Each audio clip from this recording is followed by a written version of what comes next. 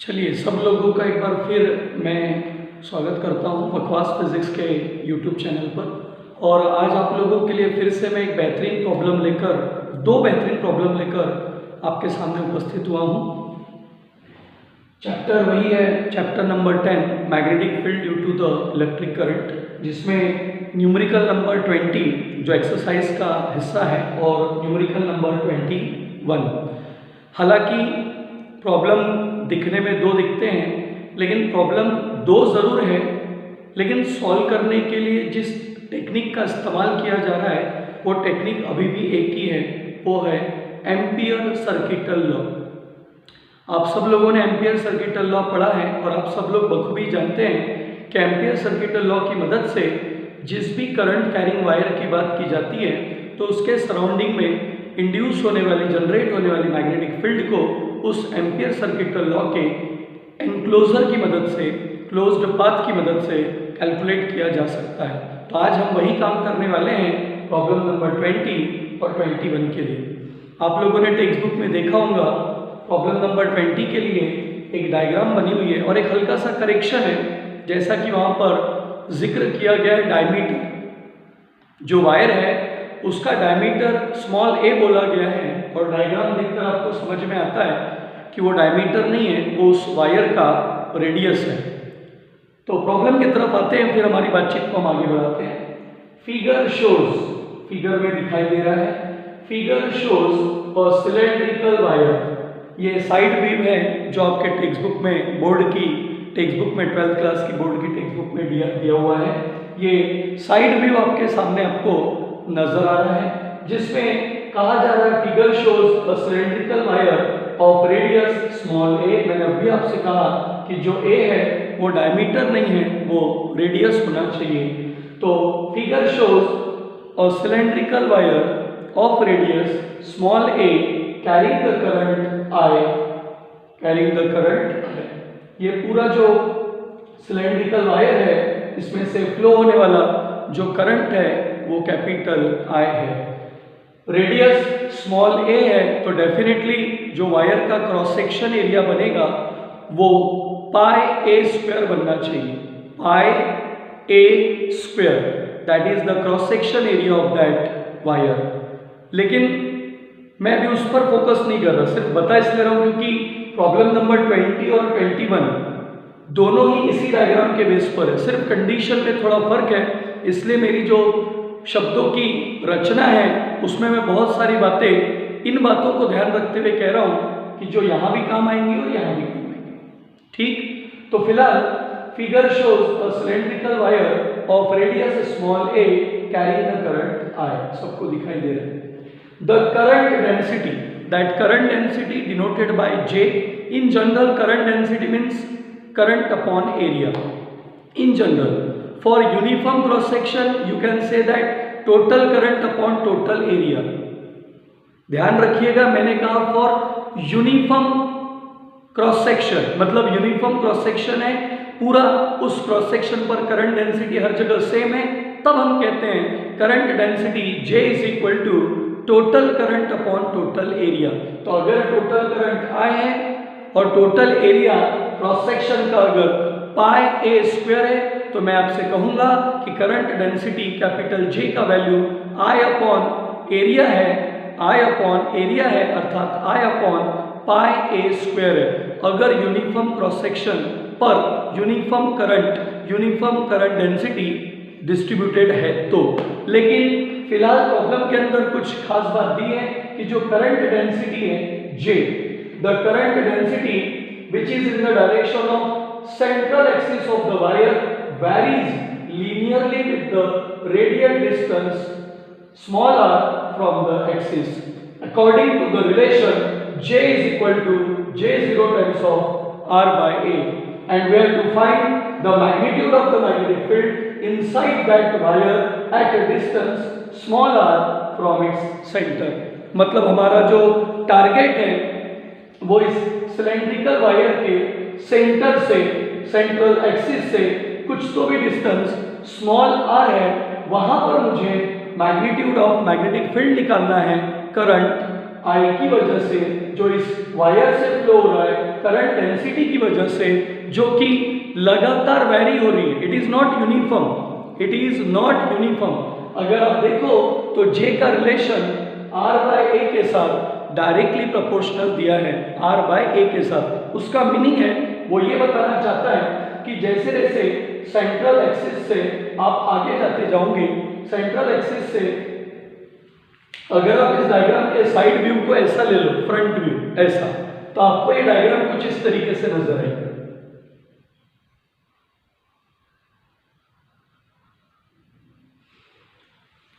Front view लेंगे तो, और फ्रंट व्यू में दिख रहा है कि वो है जो बाहर की तरफ आ रहा है, यहां से आउटसाइड।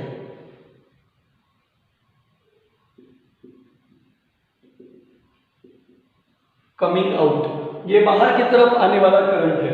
और यहां से ये जो डिस्टेंस किया जा रहा है, ये और डिस्टेंस स्मॉल आर है, जिस पे मुझे फाइंड आउट करनी है मैग्नेटिक फील्ड की वैल्यू। सब लोगों को ये बहुत अच्छे से पता है कि करंट अगर कमिंग आउट है, करंट अगर कमिंग आउट है, ये करंट जैसा दिख रहा है, इसका फ्रंट व्यू ले रहे, साइड व्यू को शिफ्ट कर रहे, तो करंट ऐसा बाहर आ रहा है। तो according to right hand thumb rule, अगर करंट ऐसा बाहर की तरफ है तो हर इस पॉइंट पर, हर इस पॉइंट पर, हर इस पॉइंट पर, हर इस पॉइंट पर पैदा हो रही है, जनरेट हो रही है मैग्नेटिक लाइंस ऑफ फोर्स। ये circular magnetic lines of force generate हो रही है, और ये circular magnetic lines of force के हर पॉइंट पे आपको टेंजेंट के फॉर्म में दिखाई दे रही है magnetic field, that is B, tangential magnetic field at a distance small r. और इसी स्मॉल आर डिस्टेंस पर, इसी स्मॉल आर डिस्टेंस पर मैग्नेटिक फील्ड का वैल्यू हमको फाइंड आउट करना है। तो मैग्नेटिक फील्ड फाइंड आउट करने के लिए हम यहाँ एम्पियर सर्किटल लॉ का इस्तेमाल करेंगे। एम्पियर सर्किटल लॉ की मदद से इसका आंसर फाइंड आउट करेंगे। सभी लोग बहुत अच्छे से जानते हैं कि अगर एम्पियर सर्किटल लॉ की बात आए तो हम कहते हैं line integral of magnetic field of induction around any closed path in air और फ्री स्पेस और vacuum is equals to the mu 0 times of the current enclosed by that path, mu 0 times of the current enclosed by that path।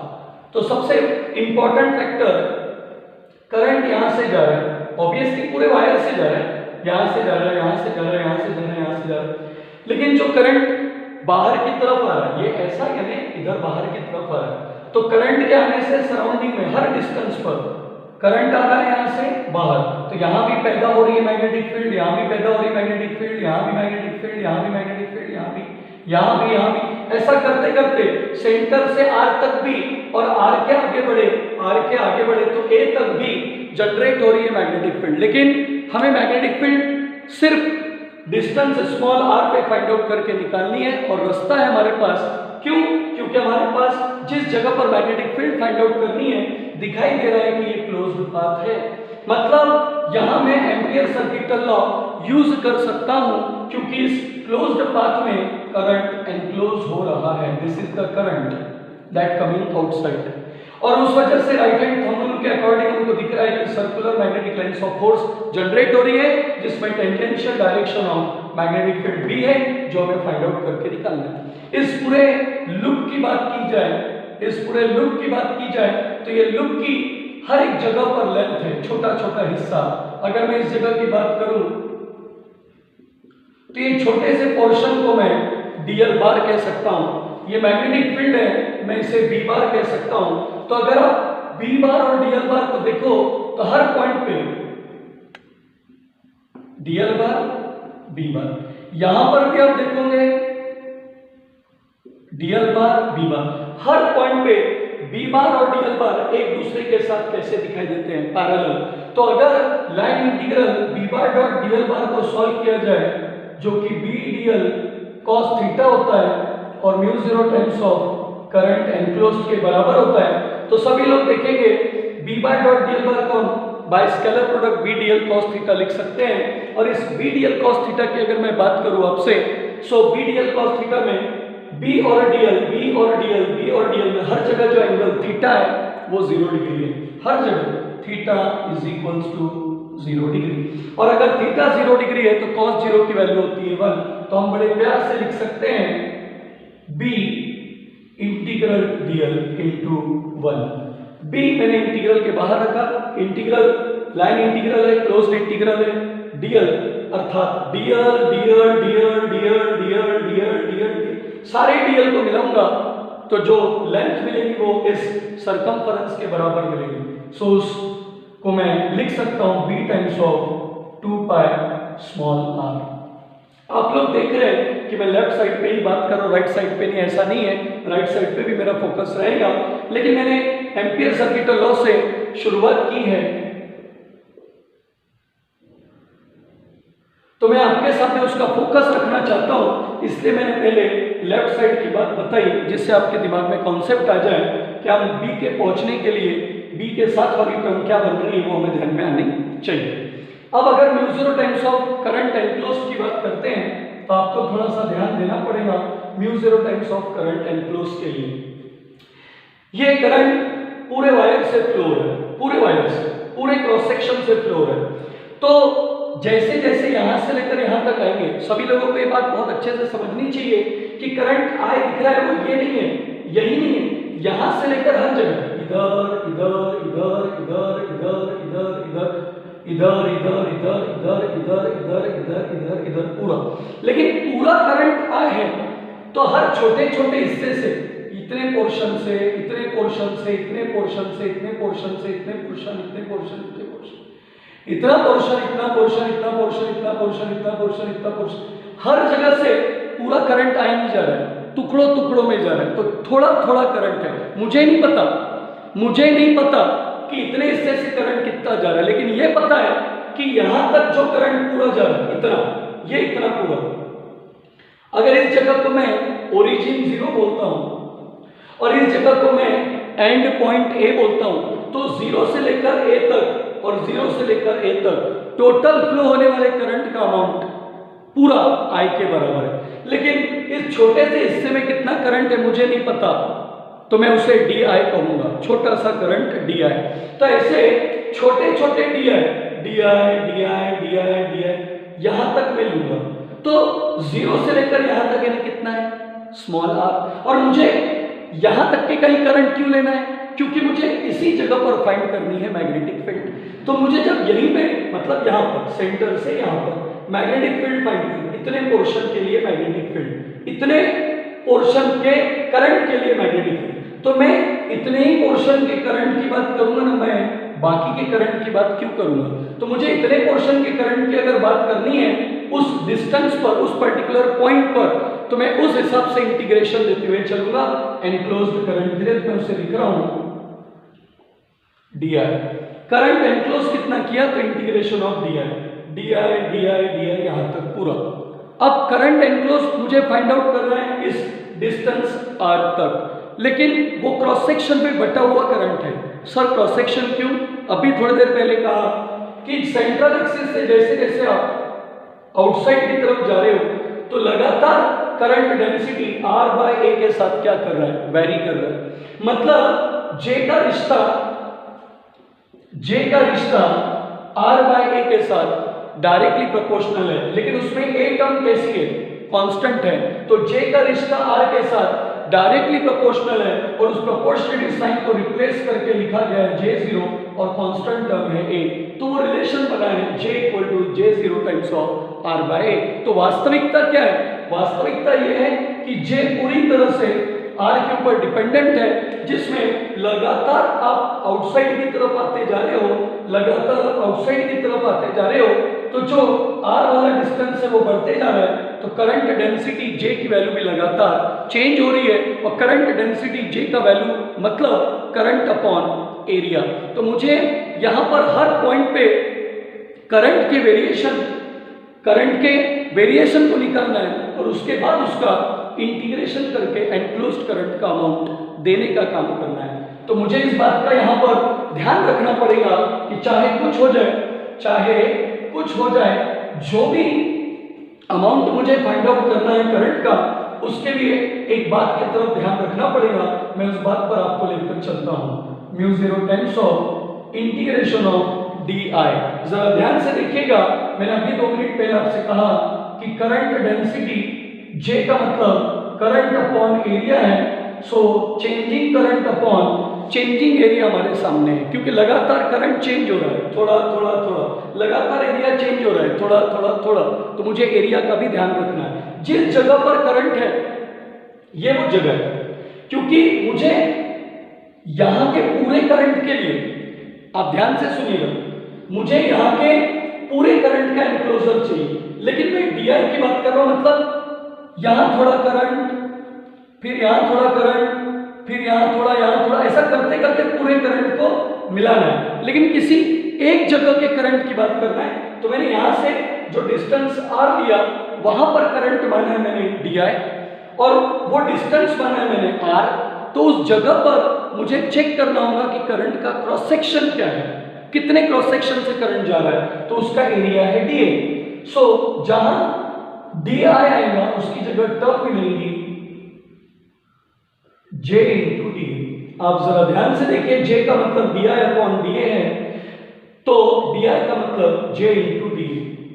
मैं आपके सामने B into 2πr is equal to mu 0 times of J की value integration के अंदर है, मैं लिखने जा रहा हूं, it is J0 times of R by A, जो हमें रिलेशन में दी हुई है।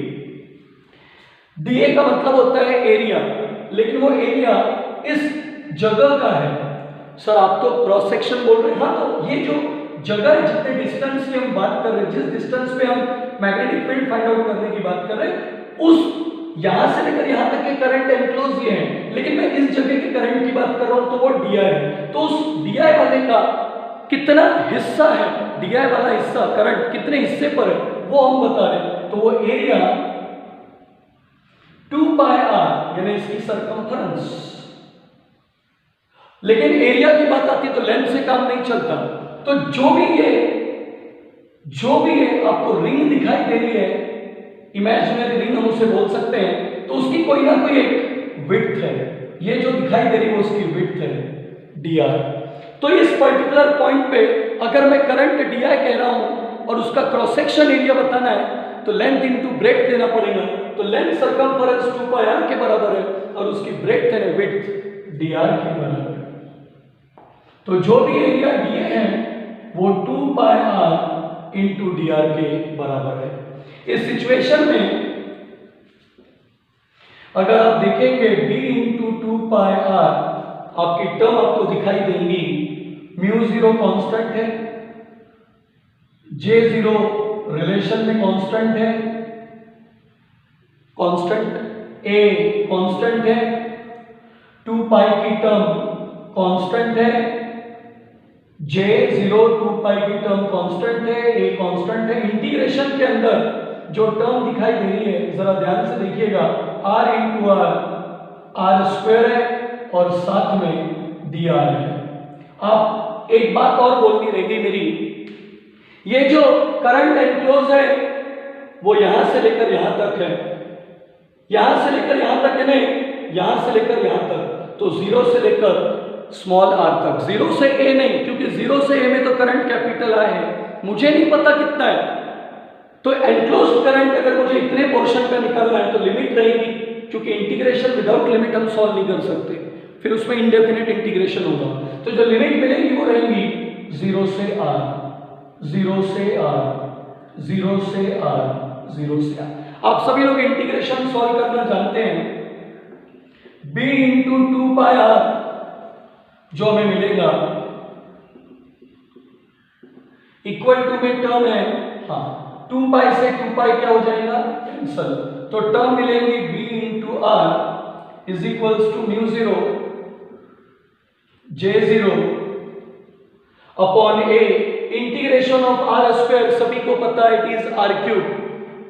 फॉर्मूला होता है x raise to the power n dx integration में x का power n+1 upon n+1, x का पावर n, तो आंसर होता है x का पावर n+1 अपॉन n+1। तो x है कौन है, r with respect to x, तो यहाँ r with respect to dr। तो अगर r का पावर 2 है तो उसका इंटीग्रेशन मिलता है r का पावर 3/3। लोअर लिमिट है 0, अपर लिमिट है r।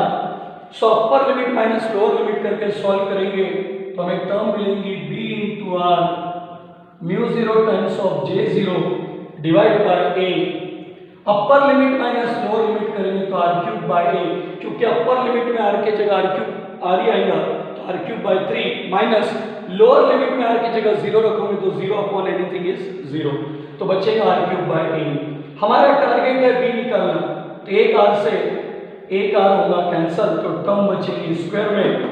तो b का फाइनल आंसर आपको मिलेगा मैग्नीट्यूड ऑफ मैग्नेटिक फील्ड यहां पर किसी भी जगह पर डिस्टेंस r पर b is equal to mu 0 j r का स्क्वायर साथ में r³, ये r³ अपॉन 3, तो म्यू 0 j r का स्क्वायर अपॉन 3a। ये इस फॉर्म में आपको क्या मिलेगा, आंसर मिलेगा। ये जो मैंने टेक्निक इस्तेमाल करी, साइड व्यू को फ्रंट व्यू में कन्वर्ट पहले किया, उसके बाद मैंने समझाने की कोशिश की इस प्रॉब्लम नंबर 20 को। जो मैग्नीट्यूड ऑफ मैग्नेटिक फील्ड अभी आप लोगों ने प्राप्त की है, फाइंड आउट की है, वो पूरी तरह से एम्पियर सर्किट लॉ पर बेस्ड है, जिसमें हम लोगों ने करंट अगर सेंटर से बाहर की तरफ आ रहा है, सराउंडिंग में पैदा हो रही है मैग्नेटिक फील्ड, तो बस इतना हमने ध्यान रखा कि एनक्लोजर के लिए हमने बराबर इनक्लोज्ड करंट निकाला। हाँ, लेकिन इतनी जरूर बात है कि एनक्लोज्ड करंट जो हमने निकाला वो पूरा इतना नहीं था, वो तो टोटल करंट आई है। लिखते समय भाषा में मैंने आई कभी इस्तेमाल नहीं किया, mu 0 times of I enclosed इस्तेमाल किया, क्योंकि मेरा टारगेट इतने पोर्शन का ही करंट की वजह से निकालने वाली मैग्नेटिक फील्ड है। अगर इतना होता तो मैं आई लिखता, एनक्लोज्ड अमाउंट के लिए मैंने आई एनक्लोज्ड लिखा, और उस आई एनक्लोज्ड में पूरे पोर्शन भर डी आई डिस्ट्रीब्यूट होते रहा। इस पॉइंट पर करंट डी आई था, क्रॉस सेक्शन उसका 2πr into small D R था, जो मैंने यहाँ फिर करंट डेंसिटी के फॉर्म में सब्स्टिट्यूट किया और उसे सॉल्व करके आपके सामने लिखा। तो ये सारी चीज आपके सामने आई है प्रॉब्लम नंबर 20 की।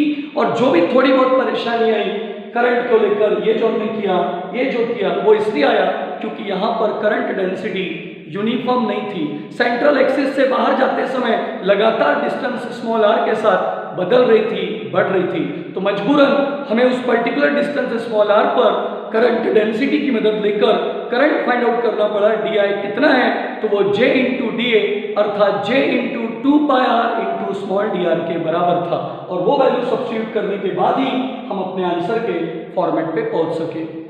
That's all for the problem number 20। आप इसे अच्छे से लिखिए। मैं प्रॉब्लम नंबर 21 का सॉल्यूशन भी आपको देता हूं, जो बस इसी से थोड़ा सा हल्का सा चेंज है, क्योंकि यहाँ क्रॉस सेक्शन यूनिफॉर्म नहीं था।